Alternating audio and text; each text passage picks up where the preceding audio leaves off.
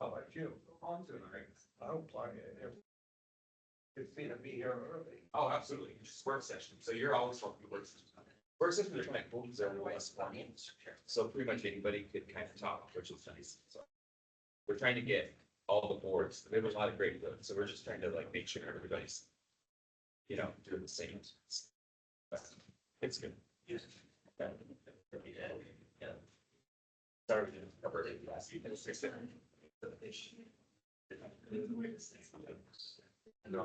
Yeah. Yes, they reviewed it, so I think what they said, we can't do this next meeting or whatever, so. Yeah. Okay.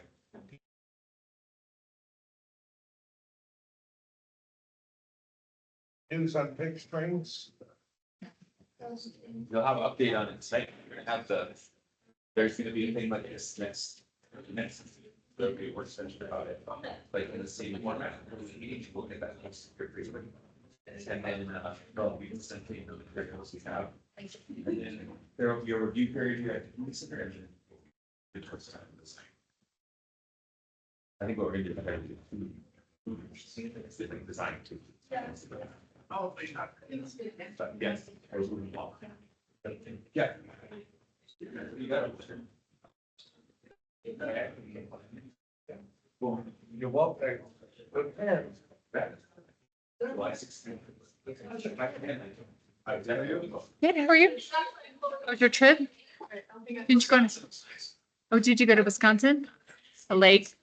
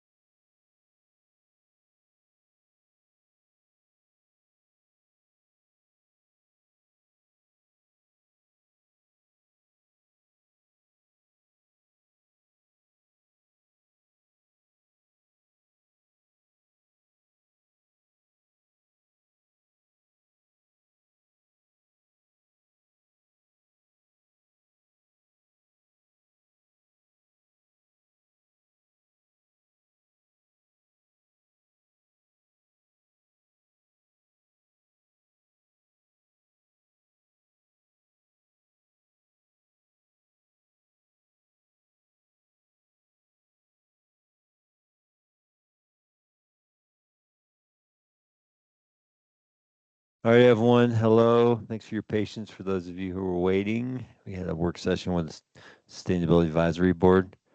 Went well, and no decisions were made, but we are here to start our regular meeting. It's 7:15, regular Board of Trustee meeting on Tuesday, July 1st, 2025. Macy, Mayor Belly, I'm here. Mayor Pro Tem Sterling, Here.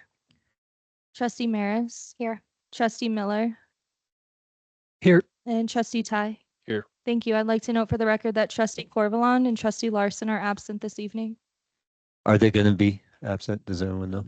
I do know that Trustee Corvalon is going to be absent, and I'm not sure about Trustee Larson. Thanks. Thanks. Thank you very much, Macy. With that, we'll go into consent agenda. We have 5 items: warrants, meeting minutes from our last meeting, an appointment of Jack, who was just sitting with us with the Sustainability Advisory Board, an appointment of Dwight to the NDDA, and an appointment to ProSab, Electra and Caroline. Any questions for John or any of the staff that are present?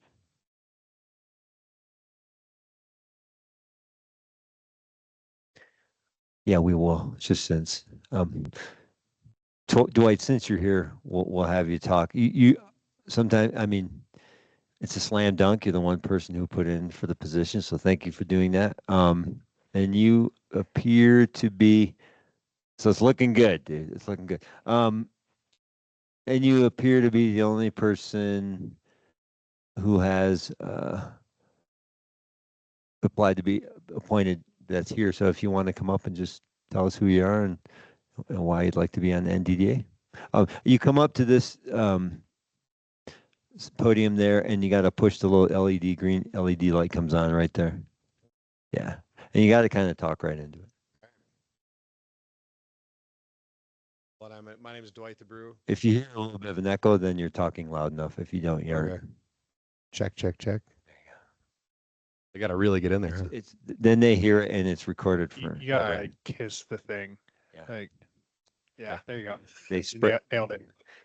He All right, sprays my it. name is Dwight DeBrew. I guess in January I purchased the property at 112 East 2nd Street, the Clock Tower building. And I've also have we're leasing the bike shop to the current owners, and they're now a group of locals have taken it back because it was a Boulder bike shop there for a little bit. And now we also own Salto, which is Ned General now. So I have a little bit of experience in Nederland as far as operating a business. I've been a Nederland kind of not in town, but near town my whole, for the last 20 some years. My mom retired from the Nederland High School. My dad also was the maintenance guy up there and did all the plowing around town and for the school district and stuff. And we built a sign that's in the parking lot at that we need to revarnish. Sorry. Yeah. So anyway, I have some local ties, even though I don't actually live here. I live over in Gold Hill. And yeah, I just look forward to learning the ins and outs of what it means to be on this this board and what I can do to help. So, do you guys have any questions for me?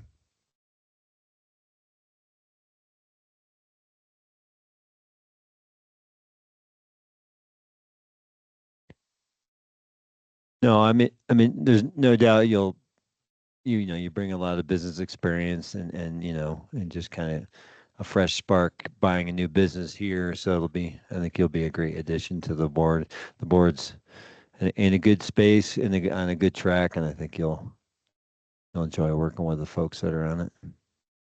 Assuming we appoint you. Yeah, assuming I get appointed. But I'm excited for what Nederland can be, right? And the community's great. And the general store we have in Gold Hill is really a community center. And that's really what we're about, is just trying to create a space where everyone's welcome and for the locals, So yeah. That's good to hear. Thank you. You're welcome. That's exciting for me too, because I sit there and think all the time, what could Ned be? Yeah. And you're up here, so. Thank you. If you had to sum up your vision for downtown Nederland in 3 words, what would it be? Oof. 3 words, huh? It's a tough one, yeah. Can you have a couple more? Dang it. Oh. I guess embrace local culture. Ooh, Nice. nailed it.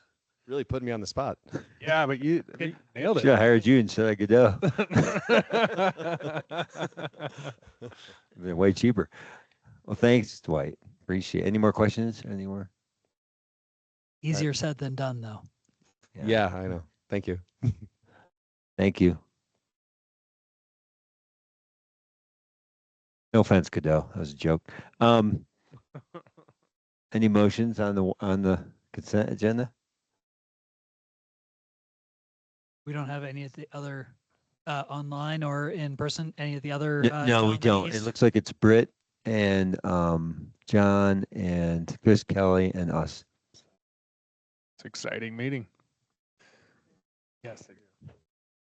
I move to approve the consent agenda. Second. Did you memorize that? Okay, Macy. Mayor Pro Tem Sterling, Yes. Trustee Maris, Yes. Mayor Billy, Yes. Trustee Ty, Yes. and Trustee Miller. Yes. Thank you.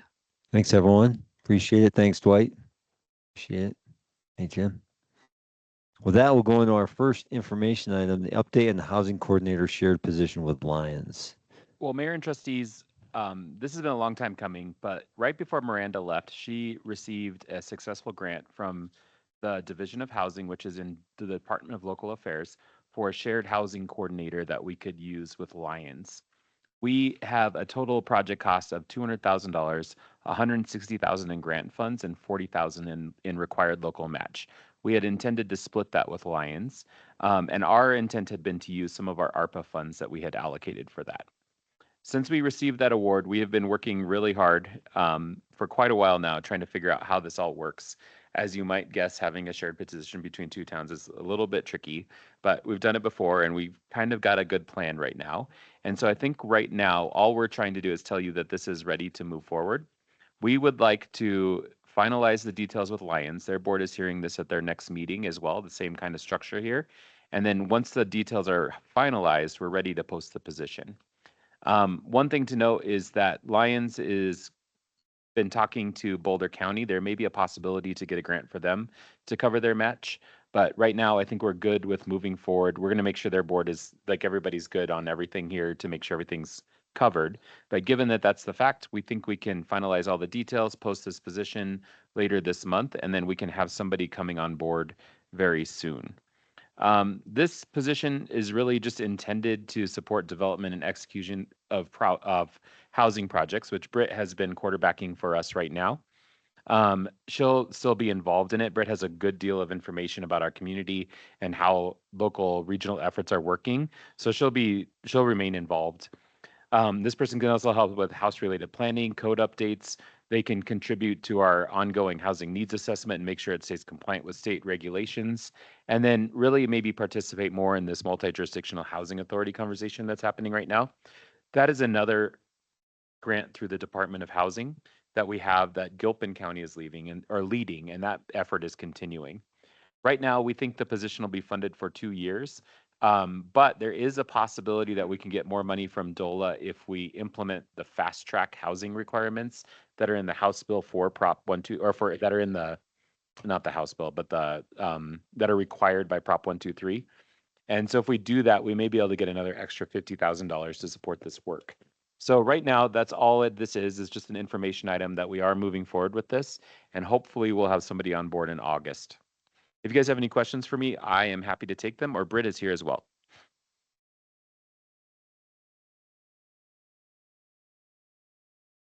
Just so everybody's clear about it, can we lay out what the requirements are for the additional grant for the under Prop 123?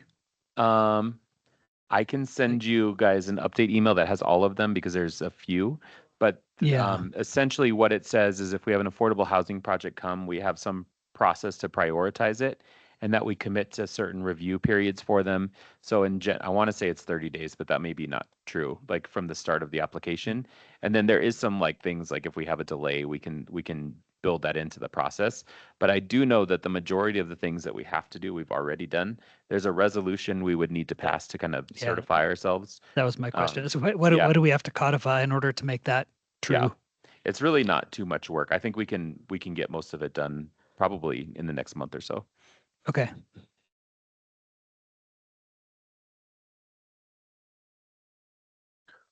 More, any or more questions for John on this?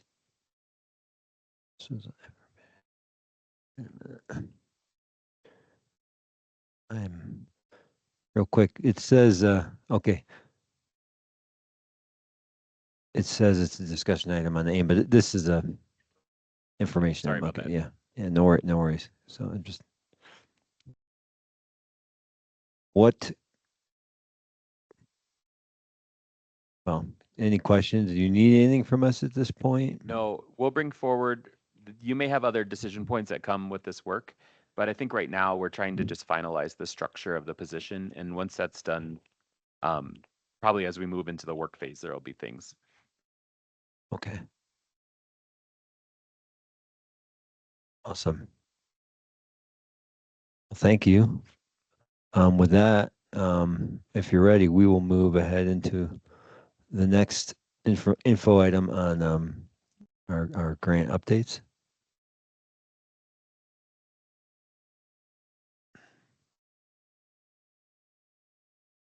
This will be the slideshow will be going up on the, for those of you that are remote, you'll be seeing it here in a minute. It's up now.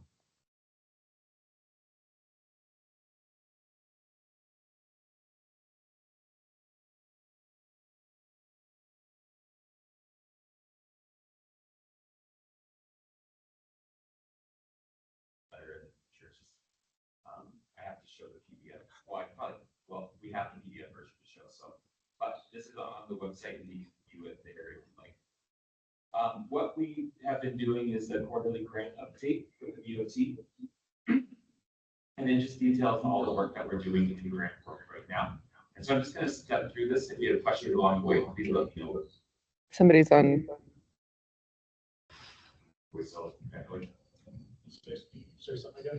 Hello?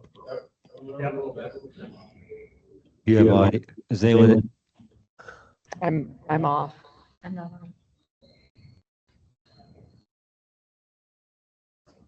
Oh, Check. I'm muted. it's either Nicole or John or the room. So. Oh wait. Okay, cool. Okay, go for it, John. Thanks. No worries.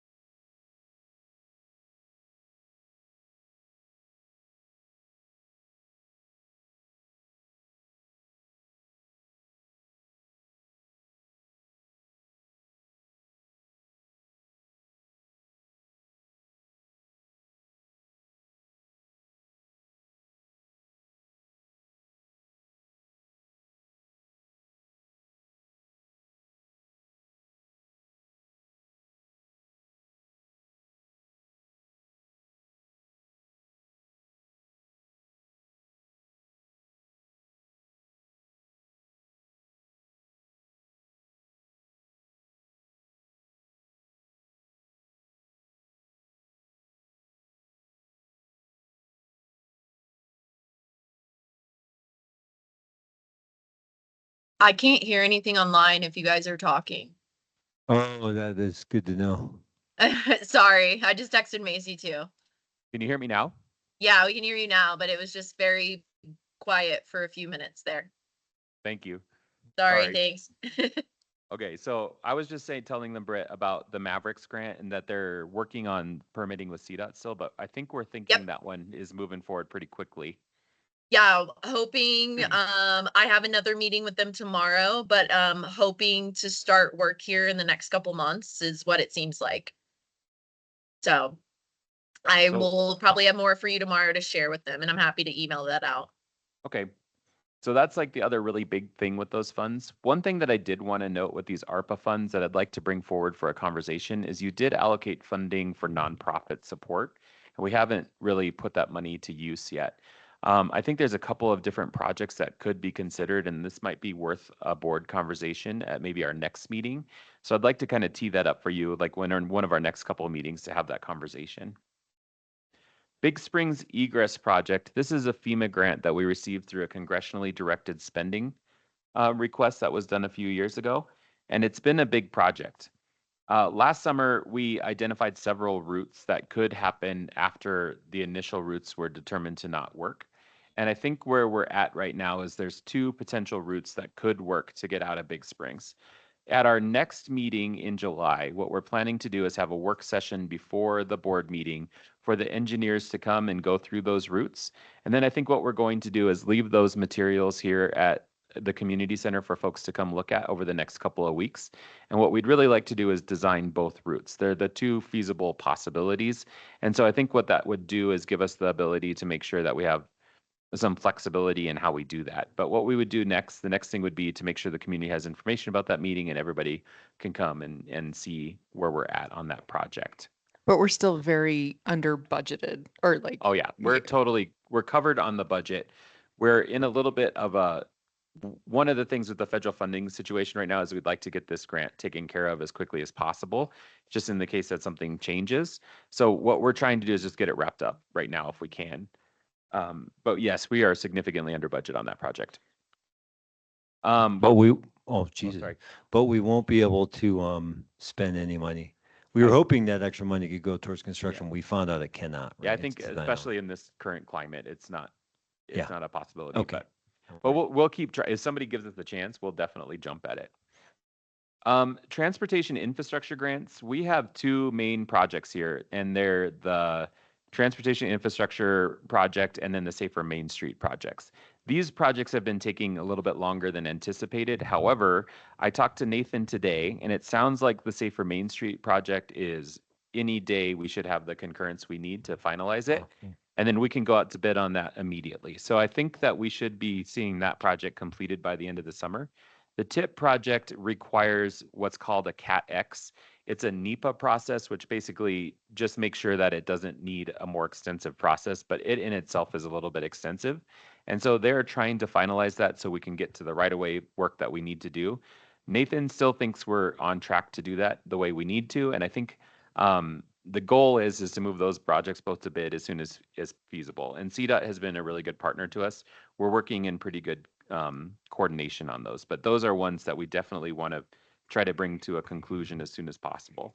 And just a reminder, Safer Main Streets is going to get us the lighted crosswalk from, I can't think today, the rock shop to Yes. yes. Okay. And then also, and it's also going to have the permanent sort of crosswalk. It's going to be etched in stone rather than just painted. Correct. Correct. And it will have the light signal. Mhm. And it will also go across from the library to the other side as well. Yeah, and there'll be crossing beacons similar to what's on Canyon and Boulder, like that same kind of structure. Got it. And that's the extent of that project. There isn't anything else associated. Oh, there is filling of the sidewalks along to the library. Yeah, a little bit of that. A little work, bit. Yeah. Okay. The TIPS project is more of the sidewalk work, and that is really improving. On first- Jefferson. Yeah, right. Yeah. And Yeah. that project's going to be a little bit more extensive because the sidewalk widens Right. significantly there. Yeah. But it'll be a good project too. And I think together they really do a lot for transportation. And multimodal. Yeah. Nice.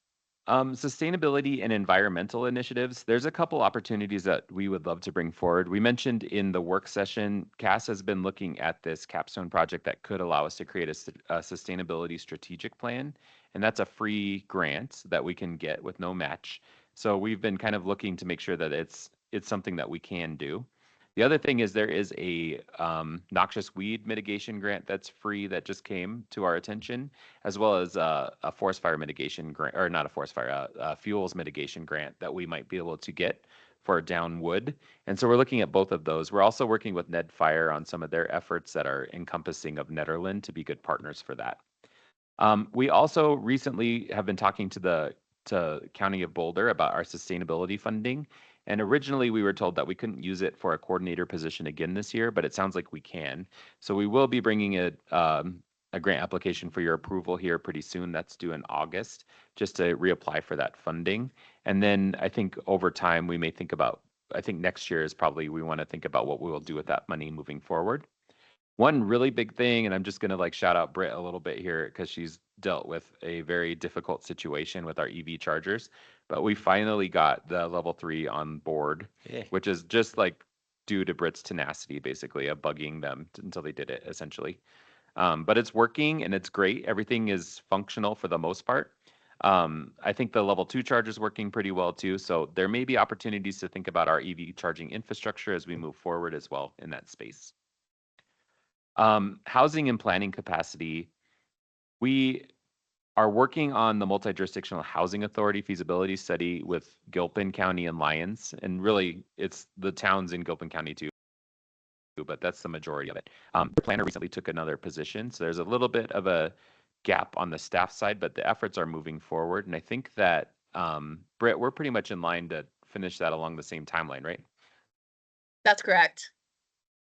Okay, so that'll come to you as well. And basically what that'll be is it'll be looking at like an IGA or something to that effect to create this authority where you would have a seat or however that works to really make sure that we're approaching housing in the regional sense that it really is. And I think that that's something that I don't know exactly when we'll have it come back to you, but it's coming probably towards the end of the summer for a meeting. The housing coordinator we just talked about, that's happening. And then Britt and I also have been talking to Boulder County Housing Authority about the new affordable housing tax. I sit on that board and there's a decision-making body of the town managers and city managers essentially and the county manager. And we could apply for funding this year. We're trying to figure out if a project makes sense to do this year with that funding or if we should put ourselves into a future year. And so that could be something that we bring back to talk to you. As you know, we've been looking at some affordable housing opportunities around Nederland, and it just really depends on when something can make use of those fundings. Health and Human Services, I think we've done a lot of good work in this space recently. Miranda had gotten a couple of grants that we were kind of working as pass-throughs for. The first one was the mental health training grant, and that has been fairly effective. There's been several mental health trainings that have happened in Nederland over the last year through that. And I think the funding for that is enough to do a couple more, and then that'll probably wrap up. The other one is the volunteer driver program. And originally this was intended to be a food pantry program, but the insurance requirements and some of the other requirements are fairly heavy. So we took it on. We hired Grace Scood, who is our, has been doing the program since. She has done a lot of work to set up the structure of how this program will work, and we've got it functional. It's possible we'll extend it with the town of Nederland. We have a little bit more money to do it, and Dr. Cog may let us finish some of the work we're working on now. But the intention is to pass this program to the food pantry, who the county would fund for the rest of it. So there's some things we're doing. We're trying to make sure they have the resources they need so that they can run it effectively. But for the most part, the program is stood up and ready to start actually functioning. Parks and community, I think this is a really interesting area. We have a lot of potential recreation projects that could be funded around Nederland. And I think that that's something that we're interested in looking at. We do have some restricted funds that are for certain projects in town. Most specifically, there's been talk about Gercio, the playground at Chipeta Park, and then the ice rink. There is opportunities to apply for GOCO funding. I think the ice rink is one of PROSAP's highest priorities, and I think we could do that in the near future. I think we're just trying to make sure as we move through the strategic plan that that's our top recreation priority and that that's aligned. There's other projects too. We've been doing, I think PROSAP specifically has been talking a lot about trails. Trail development is something that features heavily in the new PROST. And I think that there's always grant opportunities for that. So I think as we move forward, looking at all these recreation amenities that we have and prioritizing some of the critical connections and all that kind of stuff is really important. Oh, sorry. Quick question, that 110,000, that's just sitting, that wasn't from any particular grant or anything, that's just sitting in our general fund, ready to be deployed. Right. So there's no, like, we don't have to spend it by a certain amount of time or anything. No, and I think I believe the earmark for it says recreational use, but I think like the intention has been to use it for the rink. Yeah. And I know that I'm on pro sab and I should have an answer for this, but has anyone done a kind of forecast of how much more revenue we could make from the rink if it was managed to be open, Yes. the majority of the year, and like how quickly could we actually pay off that investment? We've been looking at that. I think that there's a lot of opportunities. I think I'm getting more and more biased, but I really do think it's the best outdoor hockey rink in Colorado. Yeah. And I think we could put a little bit of investment because I think one of the really big challenges is there's two. The water doesn't stay because there's not a curb Yeah. and the sun is too Yeah. bright. And I don't think anybody really wants to put a shed roof over it and wreck the aesthetic of it. But there's some things we could do that we've talked about that could really help. One thing is there's ways to build like a chiller into the ice, which could help, Yeah. or like maybe a sunshade cover. And so there's been quite a bit of talk about that amongst your group about what Yeah. the best option is. But we've talked about, it's one of our biggest community oriented spaces that's really not oriented towards tourism. And like building it as a community heart is something that we could do that would be really cool. And I think there's a significant opportunity to do some really good things revenue wise. This year we were open earlier and it was a short season because it warmed up pretty quick. But we did pretty well when we were open. It was pretty good. So Yeah. I mean, it seems like the longer we can keep it open in the winter, both the happier everybody is and also the more we can bring in from that. So But if I remember correctly, the GOCO grants do not support structural. you can't Right. use them for bathrooms or stages or things that generate. There's ways around, but you have to build it within their. I think what we could do is we could do some pieces of it that Okay. would work, and Yeah. then maybe other funding Yep. could be used for other things. yeah. Yeah, because I didn't know if they would consider like chillers and things, that you're putting in from a structural standpoint, if they would consider that structural. Yeah, we definitely would talk to them first, and Yeah. they do this new thing where you put a concept letter together for Right, them. right. So that would be the process. And that way you can get some early feedback as Yeah. to whether or not, for I sure. also realized I was talking to you off my just general overview slide, so I'm gonna go ahead and use the slides I actually made for Oh, all of these I topics. wondered about that. I was following along. I was following along with Yeah. the aim. I was stuck on the overview. I called this Parks and Community. I think we have a cool conversation that could happen about this building here that we have. It's a huge community resource. It's much beloved, I think, by the community, and it's starting to be used more. And I think that there's some opportunities about this idea of what a community center is that might spark some other grant opportunities for us, like in terms of just other things we might want to do. So I just included that here. I think this is one of those spaces that there's a lot of state grants for, and I think that's one of the areas we really want to be thinking about is state money, not federal money right now. Future funding strategy.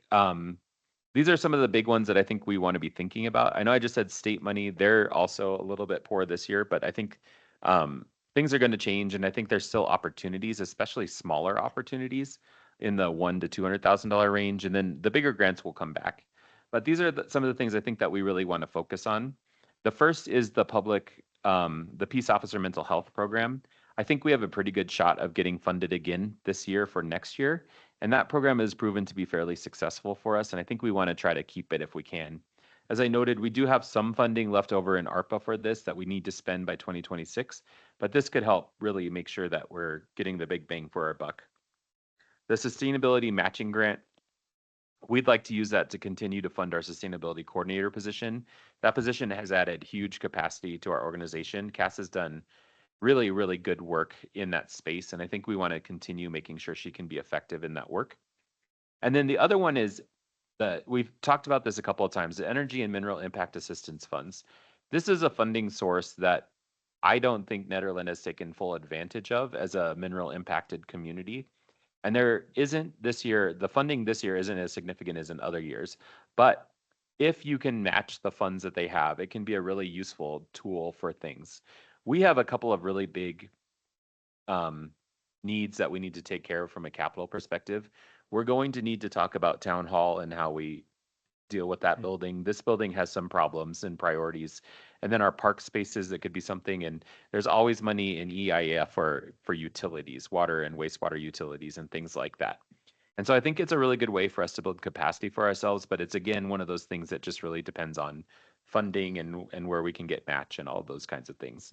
So right now, I think what I would say our future funding strategy should be get old grants off our books and really be thinking about some of these opportunities that really low-hanging fruit to really make improvements, incremental improvements around town. Are there any restrictions on that EIAF grant money that like ways we can or can't spend it?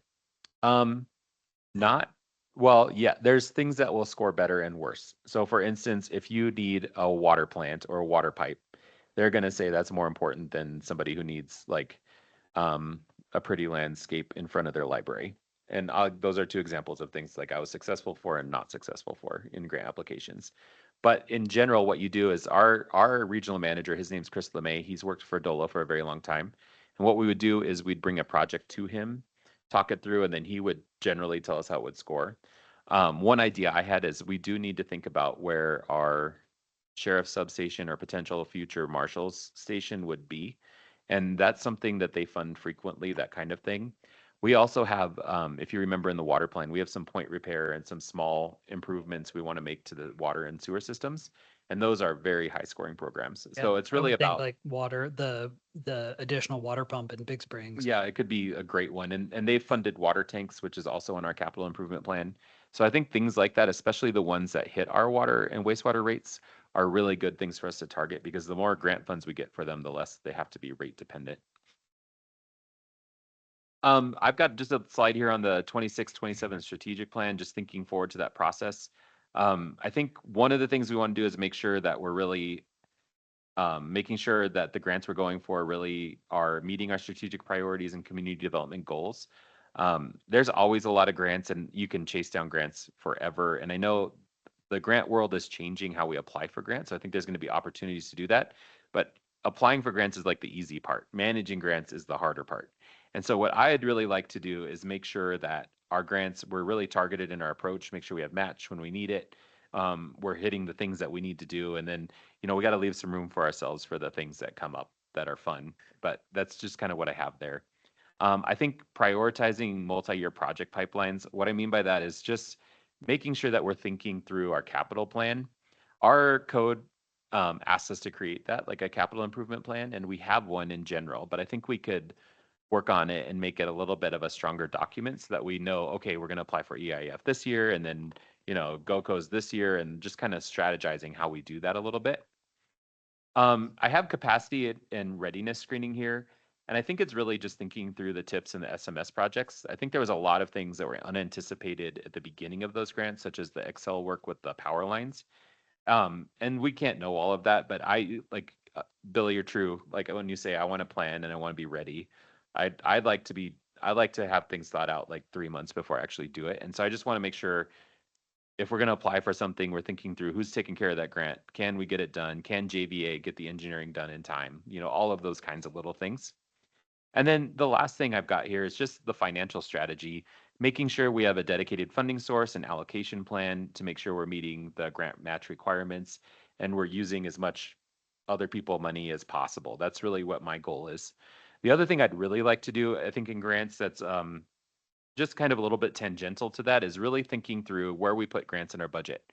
Right now they hit the general fund and it's not my favorite because grants are not general obligations, they're specific obligations. And so, you know, there might be something like the sustainability coordinator that is more of a general obligation, but capital projects, I would really like to start segueing us into a thing where our grants are separated out. And there's nothing wrong with how we're doing it. It's just something that would make it a little bit clearer and it makes it a little bit easier to read. Like, why is this huge gap here? Because we don't have all this reimbursement yet. It wouldn't happen in the general fund. It would be like, okay, TIPS isn't all the way spent yet.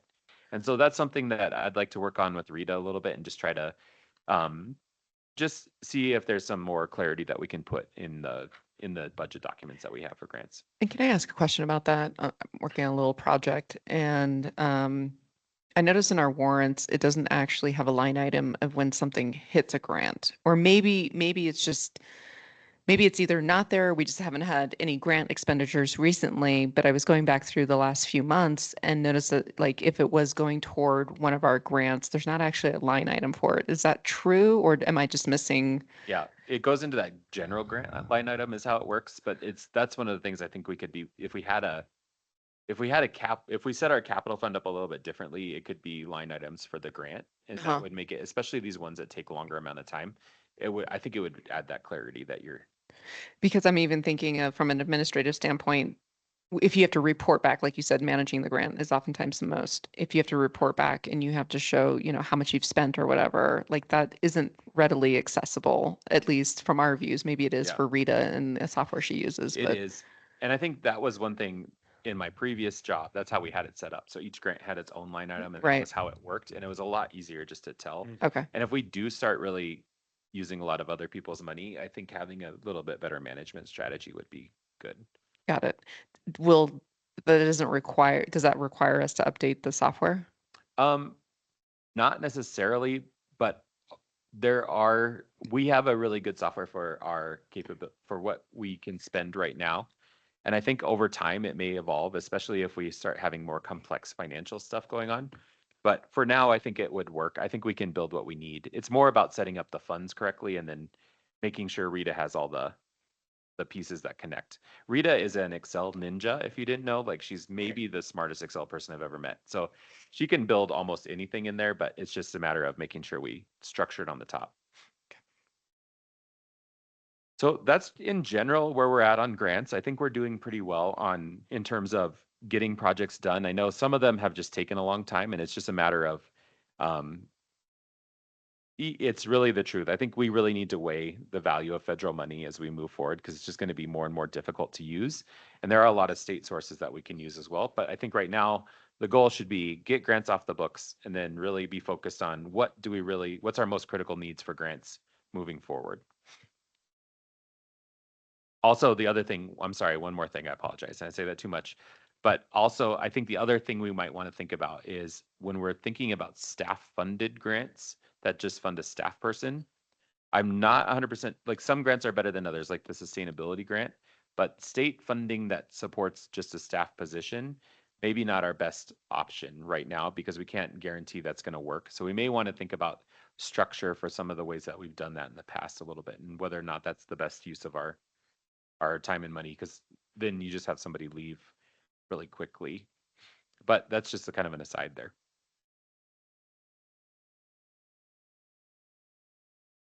Thanks, John. Any questions for John?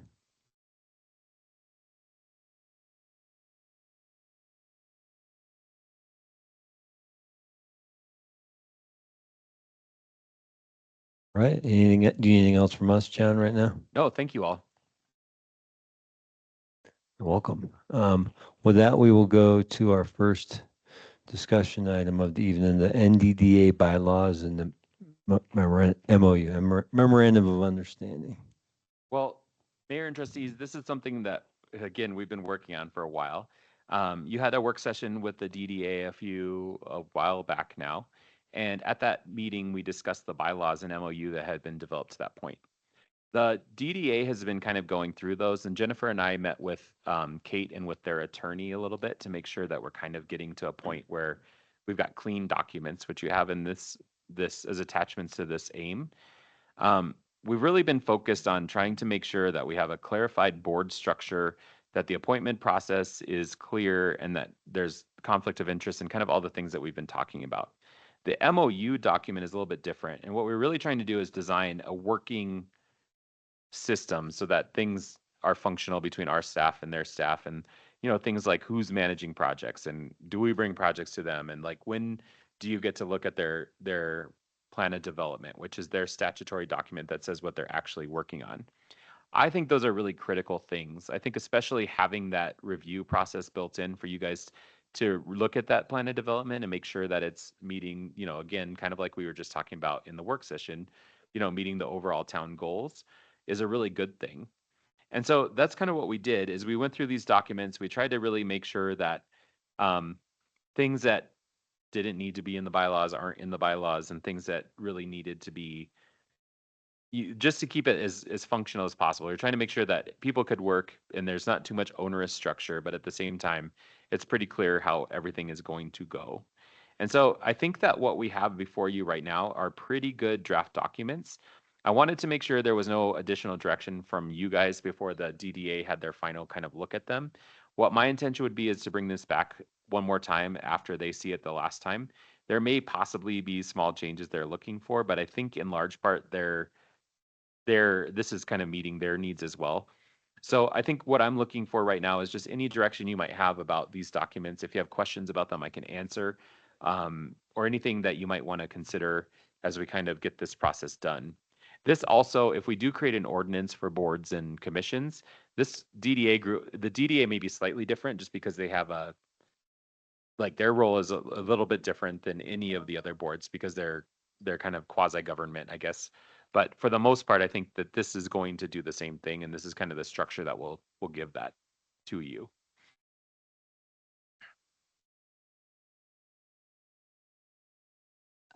Based off the feedback from the NDDA, was there anything, because the last time that you had brought this to us and we had given suggestions in terms of, you know, what to codify or what to make sure was struck in the agreement or the bylaw, you know, what do we call this? Yeah, the bylaws. Is there anything that has come up in conversation worth noting for the board and in terms of like the decision points and then finally what ended up here in the document? I think so. I think the big thing here is that the DDA wants to make sure that they can execute their statutory authority, and that's really what they're looking for. But I think really when you look at the statutes, it really needs to be a relationship between the board and the DDA. There is that piece. You guys get to appoint members, you get to approve the plan of development. There's things like that that are really important. I think that they really want to work with the town well too, and I think that that was like one of the big things that brought this forward is that there was just a disconnect between DDA staff, town staff, but not in a bad way. I think it was just like making sure things are like people get the important things when they need them kind of thing. I think that largely we've accomplished that. There was some worry, I think, that maybe that the board was going to try to like micromanage the DDA, which I don't think is true. But I think that's what the plan of development is that's your agreement with them. This is the work that's important. And I think we've heard this since I've been here, like, should we focus on beautification? Should we focus on infrastructure? You know, should we focus on public-private partnerships or should we focus on these other things? And I think that that's really what the conversation is surrounded. And I think what we have been saying is that in statute, it says pretty specifically that there needs to be a public good for the way that we're spending money. And it's even things like, you know, there's always room for like things like concerts and things like that. But the primary purpose is to make the conditions downtown better and sidewalks and streets and all those kinds of things. Mm-hmm. And I think they generally agree. I think it's just a matter of keeping that plan of development conversation going. So I think once we have this, that's the next really important thing. And we really want to try to get that done relatively quickly. Their plan of development should be the sub area plan. That's kind of like what it was designed to do. And so I think once we get this done, we can get that. And then you should be in a good position for the budget conversation with them. Yeah, because it explicitly says to prevent the deterioration of property values within the district. Yeah. Like that's pretty clear in terms of what their focus should be. There was some concern, I guess, about the resolution process.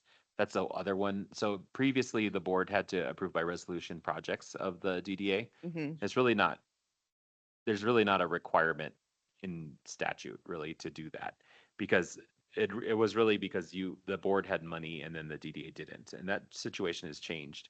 And so what we've really tried to do is make it clear that we have the ability to control what happens on our right of way. For instance, just making sure that they're built to our design standards or whatever the case may be.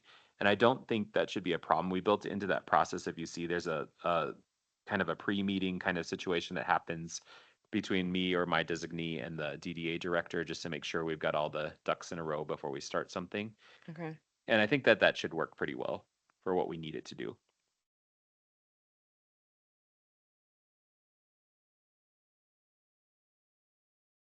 Macy has requirements here too that were already built in, just as like our custodian of records.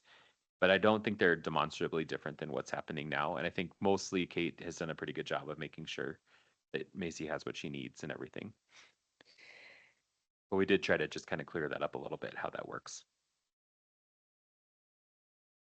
I noticed that there was an added, looks like a red, about making sure that the liaison from the Board of Trustees has the ability to vote. Yes, and that was a big conversation. I think we all ultimately landed that that's the best thing, just because Okay. of the structure of the other body.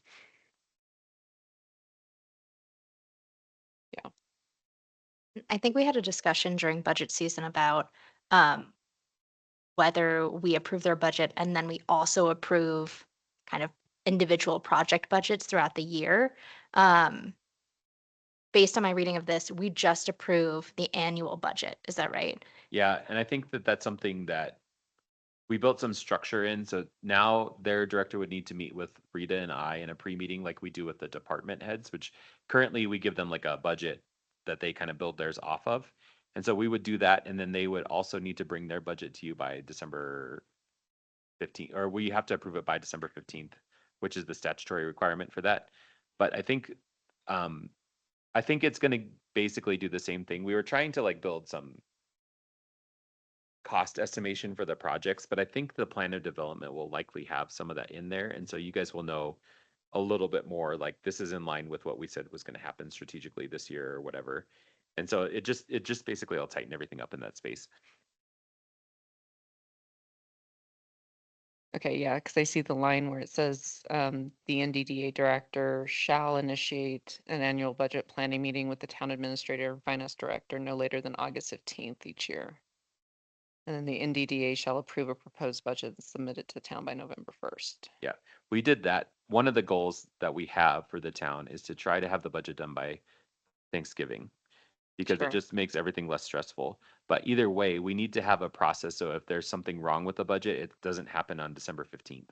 Like it needs to go from you back to them, and they need to be able to have a meeting about that. So that just builds in that little bit of a window so that they can, if there needs to be fixes, it can happen. I'm trying to figure out where in these bylaws that it would help. Part of the frustration has been either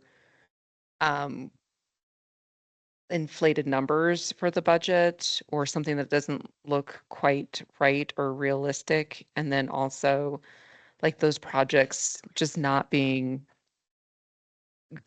coming to fruition year after year. And so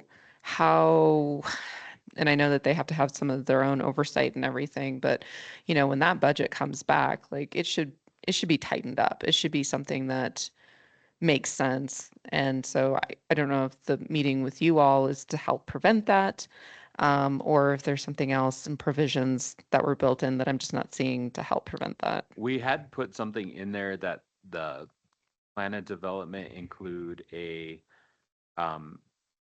reasonable cost estimate for projects. Mm-hmm. And I think it got taken out because they wanted to take it out. And I guess, Jennifer, I don't know if that is like where we landed on that exactly, But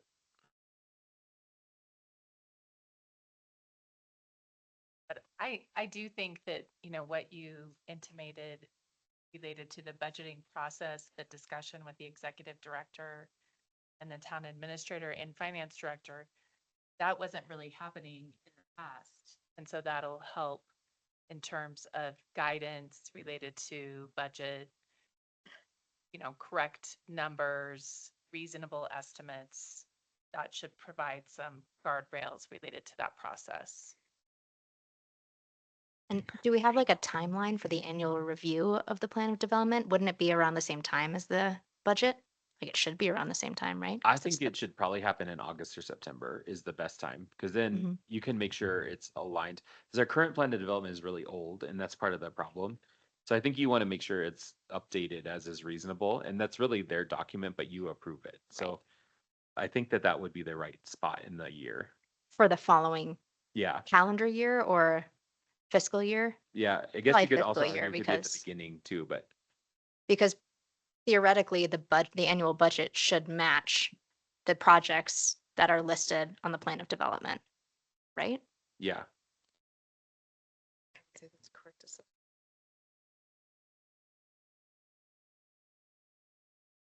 We could codify a date in there. We could add that. It would be nice to, um, for our own purposes as well, Mhm. you know, so that we make sure.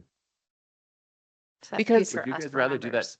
in the beginning of the budget process or like in January, February or something? Well, see, and I'm also thinking like we need to have our,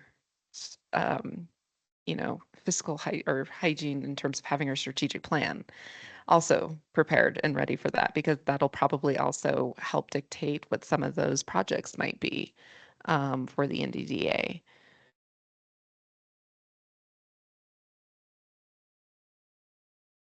We can just. Okay. We can add it. It's in the annual review. We'll just add that in the date. We could actually just do it like the same date certain, almost like by August 15th. Mm-hmm. And then the proposed budget is the cost estimate. Right? Yes, For each the of projects? proposed budget is the cost estimate, and it is reflective and mimics what is in the development plan. It's really very similar to what we do at the department heads right now. It's just a matter of and I think that what they would argue is that they need a little bit of flexibility in that, but I think that could probably be built in. And I think it shouldn't be too hard to figure that out. They need flexibility in what regard? Well, things like, I think that's probably more related to their current process, like things like when they were thinking about drone show. But I think as we move forward, that should be dialed in pretty good. So it's probably actually not true. We probably can get pretty close. Yeah, I mean, I would think like a lot of that is just like it's planned in advance. I mean, we kind of know, other than the sub area plan coming up, right? But even then, I would really appreciate for the NDDA to know, okay, these are the parts that we're going to work on the sub area plan. They comport with the strategic plan from the BOT. And therefore they've already done the cost estimates and everything associated with that. Yeah, I think it should be, we can Okay. add that. Okay.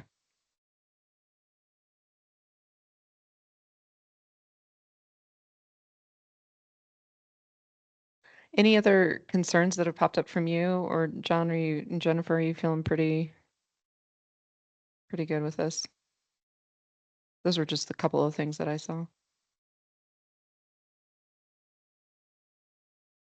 I think for the most part, this will give us the structure we need. I think really, we probably want to replicate this thing we were just talking about with SAB and have either Mhm. staff updates or something like that, but I think that shouldn't be too bad.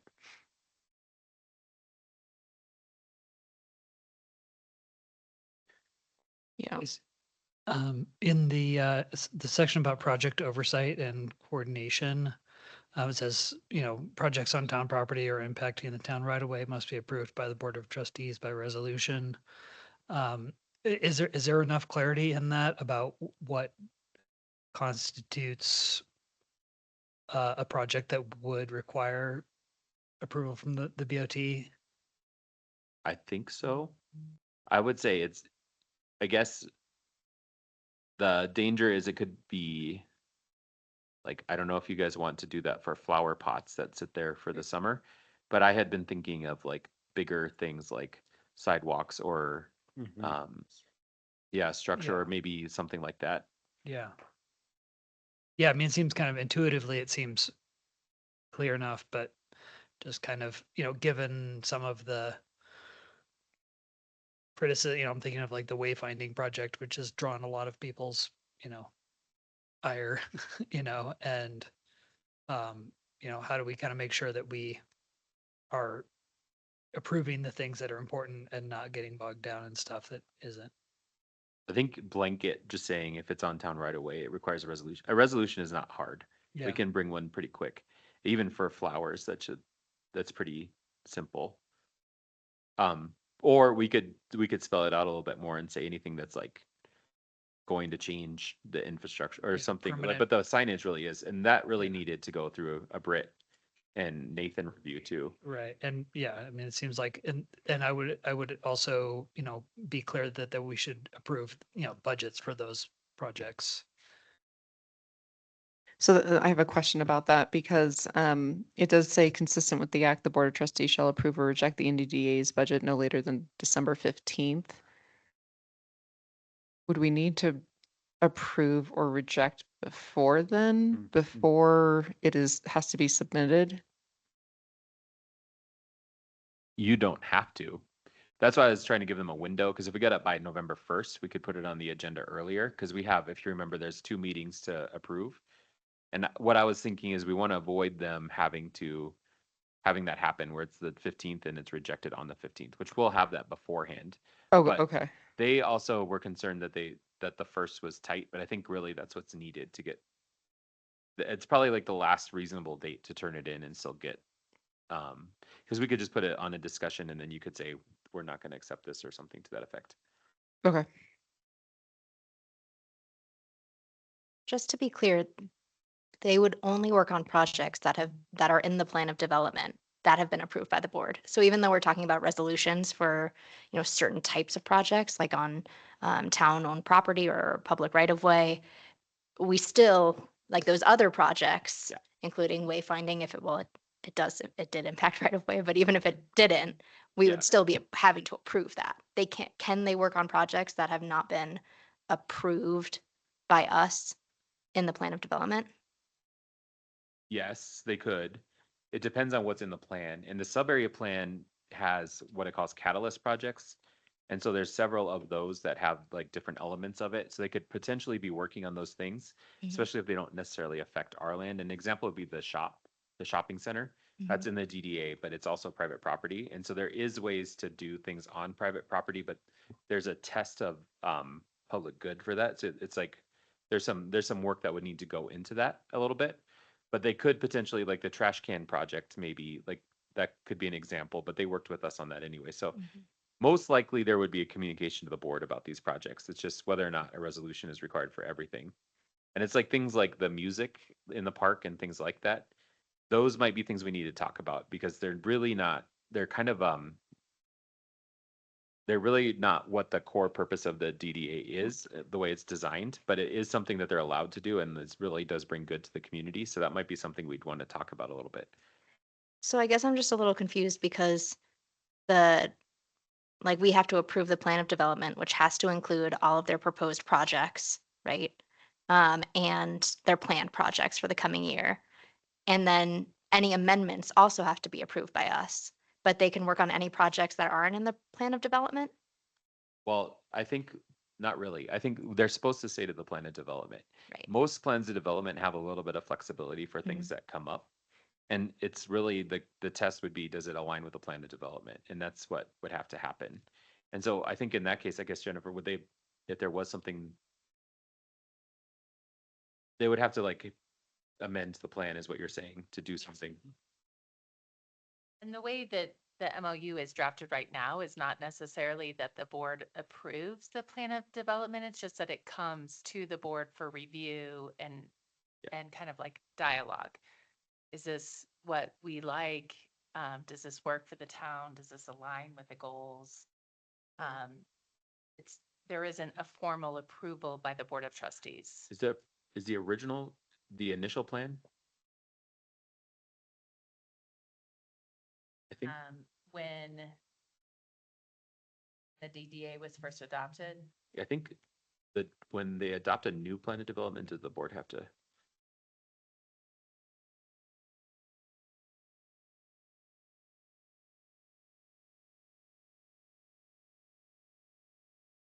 It says the plan of development and any amendments thereto must be approved by resolution of the Board of Trustees.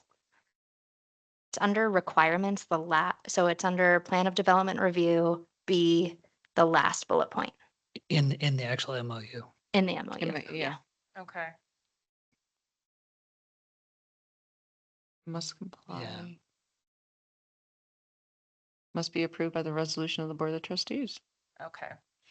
The other thing in that same in the section above that was, Substantial. wanted to make sure I understood correctly, is that the NDDA executive director will, the NDDA shall conduct its an annual review of its plan of development at a regular meeting of the BOT. So that's like not a work session, like just regular BOT meeting. Would they, yeah. Information or discussion. And that really aligns with the sub-area plan. So the sub-area plan is like a component of your comprehensive plan. Mhm. And so that has to be approved Mhm. by the board with a public hearing. And any substantial amendments is what it says, needs to be approved by the board. It just says and amendments. The next sentence says that we have to have a public hearing on any plan of development or any substantial modification of an approved plan. But isn't that separate from the first sentence?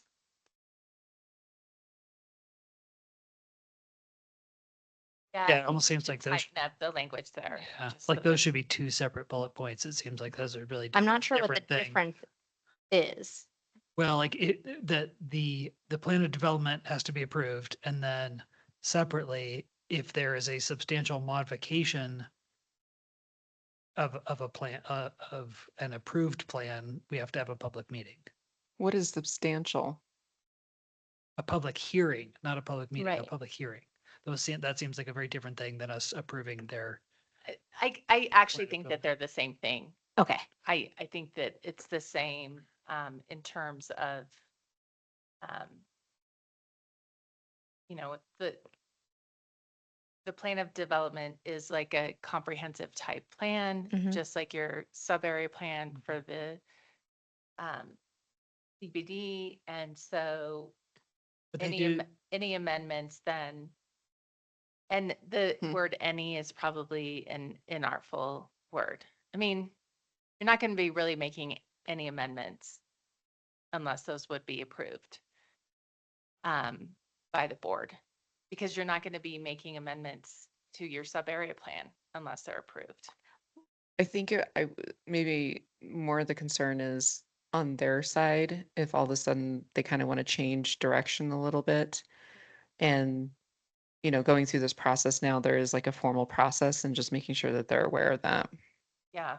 I honestly haven't seen their plans of development aside from the sub-area plan. So I don't know what And that didn't they've even done in the come from, past. yeah, it didn't actually come from them as a Yeah. consultant. I don't know what they've done.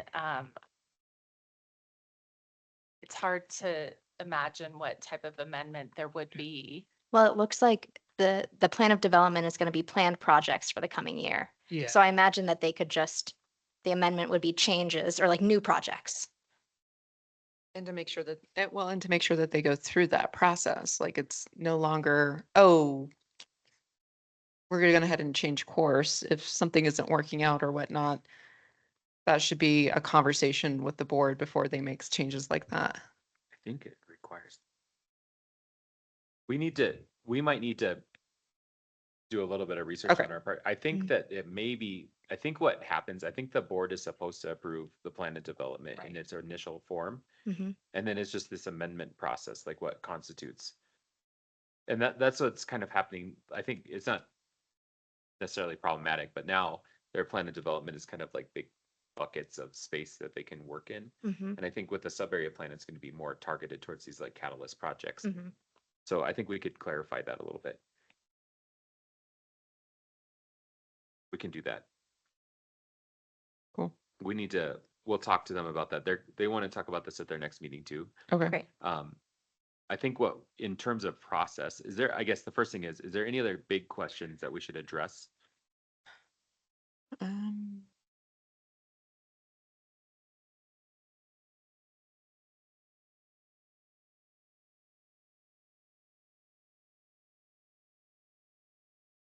there's this last point, which I think it makes sense, but I just want to make sure. So the town may lead or implement NDDA funded projects as appropriate, subject to consideration and scope alignment. Is that means stuff on the existing plan of development, or is that stuff that the town would just? What we're trying to say is I think the town, in the past, staff has tried to bring projects to the DDA to like First Street paving. And Yeah. it hasn't made it through there. And I think with this plan of development, that's probably a moot point. That's probably not going to happen anymore.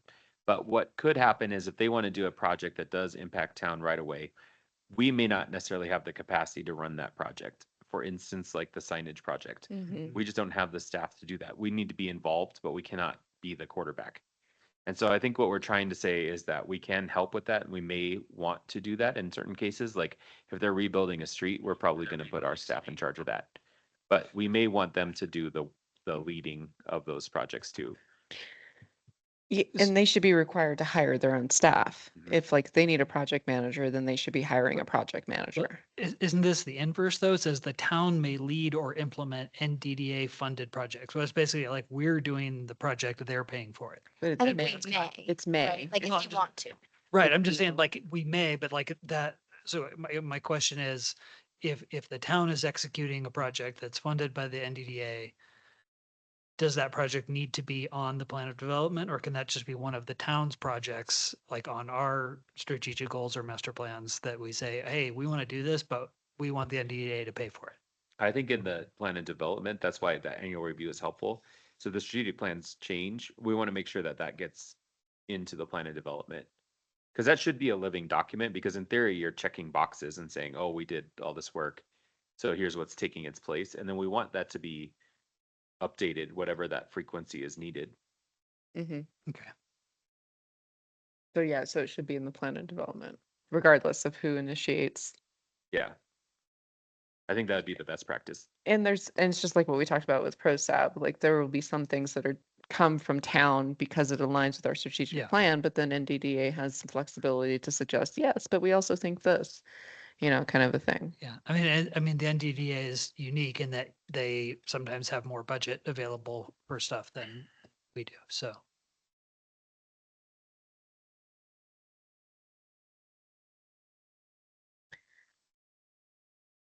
Um,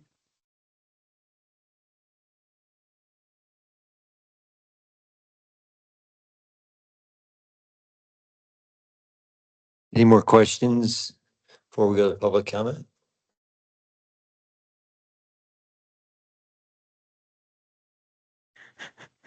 Go ahead, go to public comment.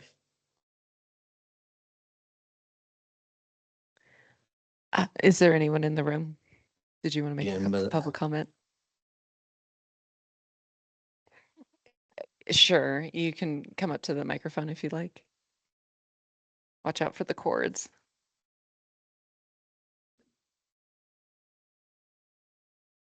I'm Jim Navratil of Big Springs, and I have a question for John about the West Wing. What's the latest status? Oh, I apologize. I thought you were making a public comment pertaining to the issue. No, Oh, okay. We're gonna have to pause on that one and come back to it. I apologize. I thought you were, when you said in general, I thought it still meant. Oh, okay. When you said in general, I thought it meant in general to the topic, Yeah, there'll be a space time for that here, Jim, real shortly after this item and one more that will have public comment and non-agenda items. Sorry about that.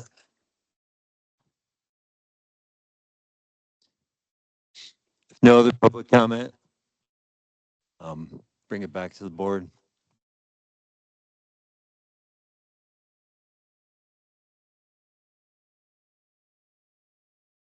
Is there any? Yeah, what direction do you, what other, just, I I think- got that hung up, just like. If I could just repeat where my notes say, one thing is date certain for plan and development Yeah. review. Uh-huh, We want to include accurate cost estimates in the budget. uh-huh. We want to make sure the language around the approval of the plan and development is correct.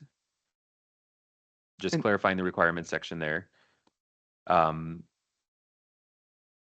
can I just ask, John, do you have a sense of, do you think the DDA will kind of agree to that, to what we're kind of proposing of that we review? Basically, we're reviewing the plan and all the planned projects, and we have to sign off on it before they start implementing them. I think it's a statutory It's requirement. I think it's Great. just about like what, I don't understand the case law of like how that works exactly, like how deep that goes, but I think we can figure that out. Great. I just wanted to make sure that there wasn't going to be like more like major discussion about it or trying to argue substantial amendments or not. It would be Yeah. cleaner if it was just everything. There is one thing I wanted to mention to you. I think there is a the statutes talk about public good test and like what the public good Yeah. is. And I don't know that that needs to be codified here, but that should be something that we're thinking about as a board, and just they should be thinking about it too, like making sure that there is a public good. There has been problems that have come in towns where that public good wasn't defined. And one example could be a public-private partnership. Facade improvement programs are very popular and they can be very great for downtowns, but they have to be done the right way. And so you have to make sure, like, for instance, you don't do an interior courtyard with public money that isn't publicly accessible or something like that. So I don't know that that needs to be addressed here because it's in the statute, but that's something that I think is important. Can I ask the question, why not have it outlined in the statute? It's in the state statute that that public good test exists. Okay, so we can reference I that. think so. And I think like that would be, if I was a board member and there was something that came up that was like that, that might be the question I'm asking. You know, and I think one of the other things recently, like, because I think there's been some conversations recently about like using that funding for things that are maybe not in the DDA or maybe Mhm. not specific to that that meeting. And I think that's where those tests are helpful, just to the board, just to make sure that they have the tools they need to evaluate things. So I'm trying to read back through it. We didn't actually mention the phrase public good in the MOU, did we? It's in our foundational, I don't know if it's actually in our foundational, our ordinance states it's prudent for public health, safety, prosperity, security, and welfare to prevent the deterioration of property or structures. Right. What I'm saying is we didn't actually state public good, or that it, or we didn't reference in saying that we should have a public good test per statute, blah, blah, blah. It does say under requirements for the plan of development that it is at all times to serve a public use and promote the public health, safety, prosperity, security, and general welfare of the downtown area. Do we need to, I guess my question is, do we need to reference the state statute as like the criteria to which those things are determined? In other words, referencing back to the state statute and saying all these things per state statute, and then it gives kind of the scorecard of how to determine those, just so it's not interpreted as, well, I think it's a public good. You Yeah, think it's a public good? I'm not sure that the state statute is any better. Oh, no, then we have a problem. Yeah. If it's not any better, then John, your question of should we codify it or should we at least define it, does that put us in a better situation? Like that, I Or- would be concerned of everyone, because that's what happens so many times is that things aren't specific. And so Luke gets to determine what public good means. Ty gets to determine it differently. Or do we have that be part of the plan of development review? It's planned projects for the coming year and an explanation of how it serves the public good. And that is vague, but it's a determination by both the DDA and the Board of Trustees.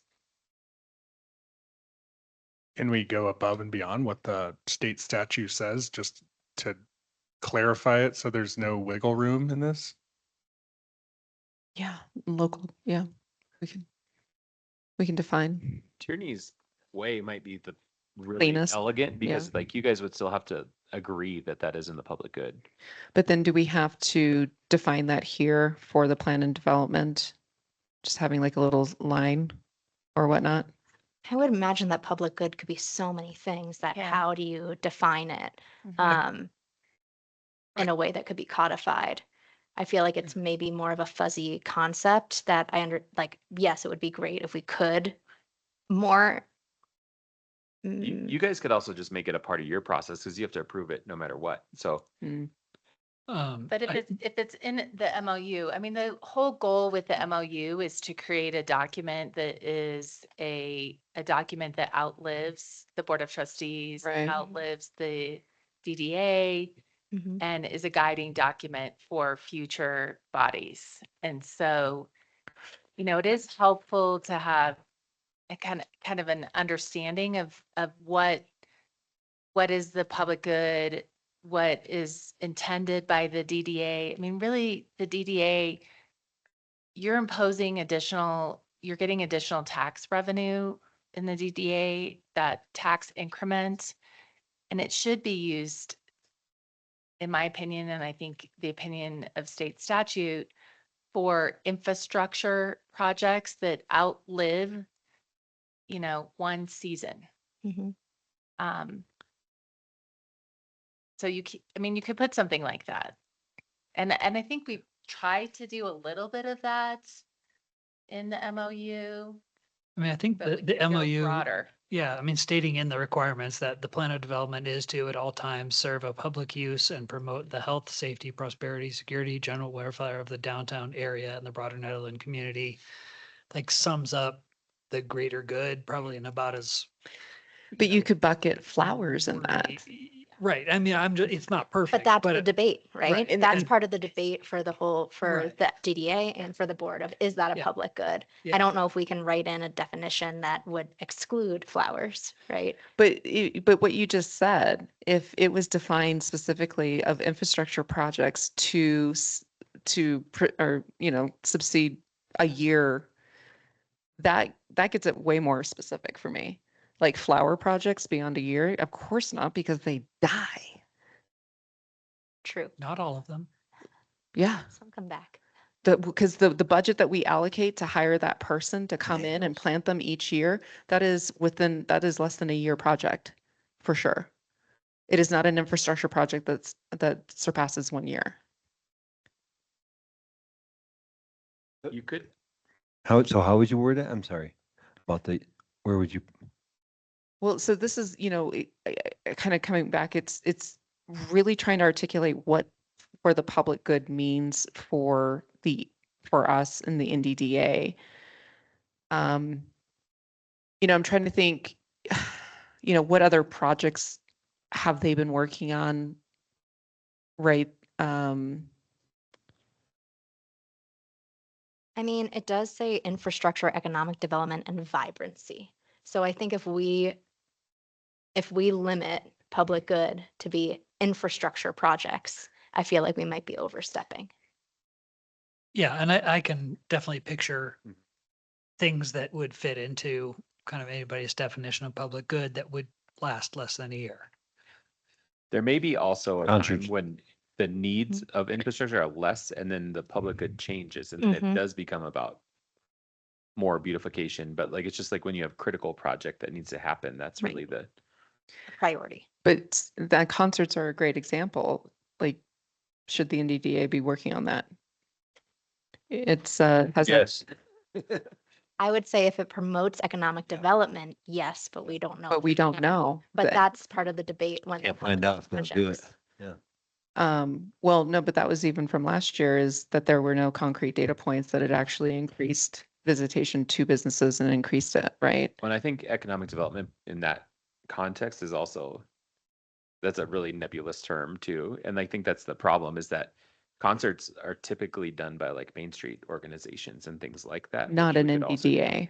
Yeah, they right. may fund it, but they may, there's a really big question about what that means, I think. Yeah. But I think having them, like at least having a requirement of them having to identify and explain what public good is coming from each project is a really good place to start. And then it becomes more of a debate amongst them and us before any kind of approval. Well, but, and then going back to Jennifer's point, though, is that we want this document to outlive us Mhm. and them. And so is this, instead of in the planned unit, or not planned unit development, the plan, the development is that we actually put it here in the MOU so that it does supersede either body of who's on the boards right now. On the other hand, just to play devil's advocate, Sure. outlasting us could be looking at the public good in a different way than how we do as a board right now. Which could always be potentially amended. That should be something that happens regular. Every year it's sort of revisited and made sure that it still comports with what the town needs to this point.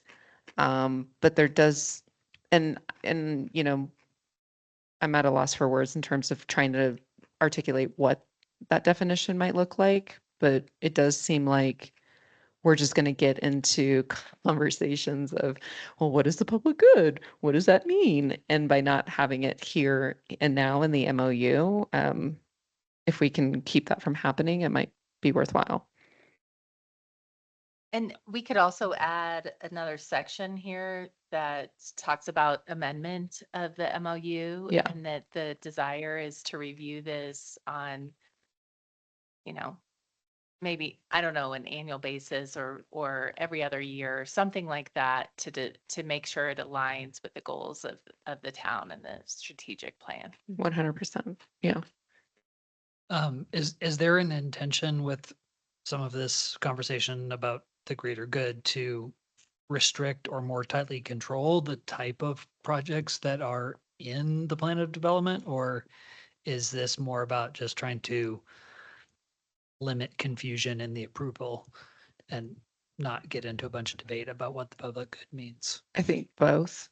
Like, I mean, how do you have one without the other? Like, if you have public good defined, then that absolutely dictates your You have development plan. the sub-area plan is very specific about these projects. It Right. is not, it's not even a little bit vague on anything. And I think that that plan is probably going to have to be updated on a regular basis too. Because once, like in theory, if we get sidewalks and, all new street, everything, it's going to change what we're doing next. But the other thing to remember is the TIF runs out in like 10 years. And so one thing is that that money needs to be used in that period. And there's a lot of things that they just need to be able to keep the ball moving, but also thinking about that window, it's a very short window in terms of government land. So you want to make sure that these catalyst projects actually are addressed and that they're the right catalyst projects and all that kind of thing. Mm-hmm.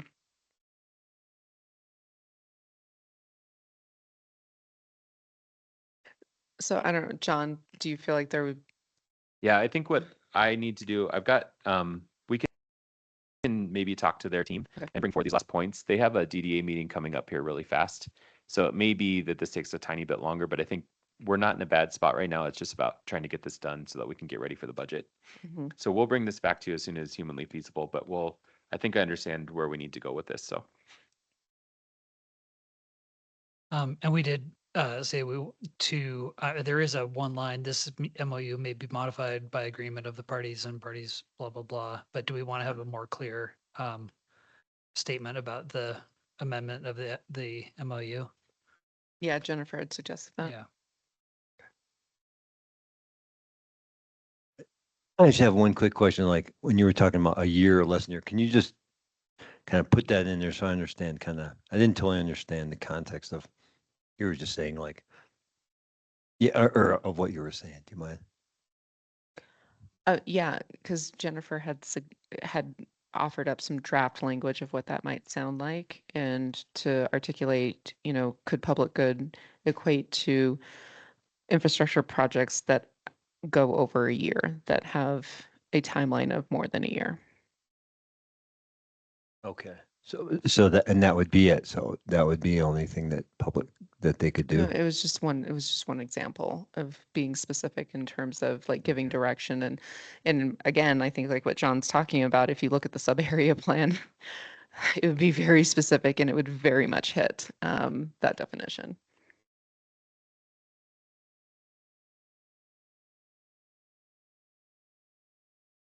And I think that's means to say also, that doesn't mean the NDDA can't do things that aren't part of that. They just aren't necessarily part of this plan of development. Like if you want to put flowers out, like that's great. That's I just would not, say no. you The would say, plan the plan of development is the projects that they're gonna do and how they're gonna use their money for that year. That's how I read it. You guys also control the appointments, and that's the other thing is that those are the two big points for you just in statute is the plan of development, the appointments and the budget. And so I think just making sure you're clear on that you get what you need out of each of those is the critical thing. Mhm. I do think like flowers, you may be able to figure out a way to have a discretionary fund. You can do, like, I know flowers can be relatively inexpensive if you do them correctly, and there's a lot of ways to kind of do that. But I think really it's about the prioritization is what you guys are really talking about. Mhm.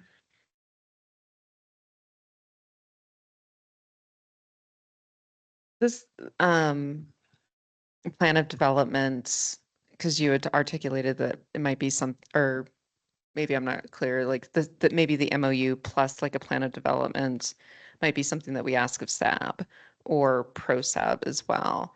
Because I think in the same situation, ProSAB offers up a plan of development and the BOT has the right to say yes or no to those things. And they might add in a few things, on their own, but ultimately it would be like, does this adhere and is this in alignment with the overall strategic goals?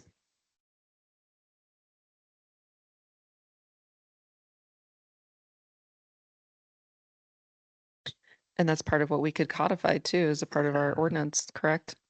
Yeah, I think so. Okay. I think that would be great because I think it really gives them clarity. It's hard to, we're having more work session type things, but it's still just hard to get on the agenda for that. So if we have that stuff structured in, I think it just makes their work faster and easier. And we know then what to expect, right? It's always so nebulous if, folks are working in different directions, our board, their board, everyone's board. No.